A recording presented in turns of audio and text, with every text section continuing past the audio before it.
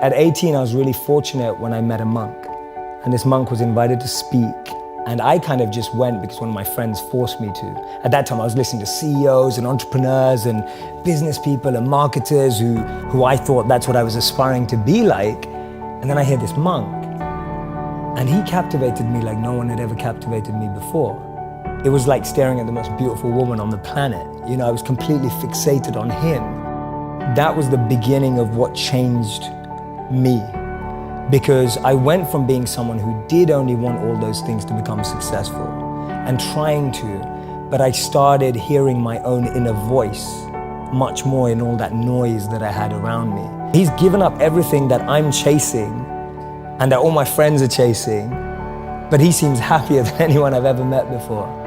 And he spoke about this incredible principle where he said that we should plant trees under whose shade we do not plan to sit. And he was speaking about this principle of selfless sacrifice.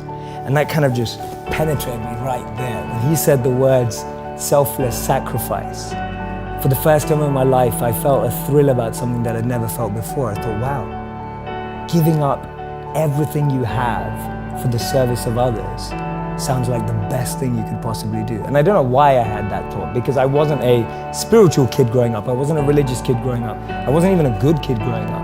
I was just a rebel, a misfit, trying things out, an experimenter, which I still consider myself. And so what I started to do is I was interning at companies and firms and corporates, thinking I was getting a grad job afterwards. And then I'd spend the rest of my summer holidays interning in India, living with him as a monk. So I'd use all my summer and Christmas holidays to just be out there with the monks. And he introduced me to another 200 to 500 monks that were just like him, just as smart, just as bright, giving up everything they had and using all their skills to make the world a better place. Did you already have a sense of unease that like I'm a rebel without a cause, or like what was it about that moment? And you seem very aware of yourself. Mm-hmm. So I'm hoping that some of that awareness is present then. Like what was that moment? I believe the moment was I've always had friends who are older than me. And I could see a lot of them in the most successful careers, successful jobs, beautiful partners, whatever it was. But I saw a sense of lack of fulfillment, meaning and purpose in their lives.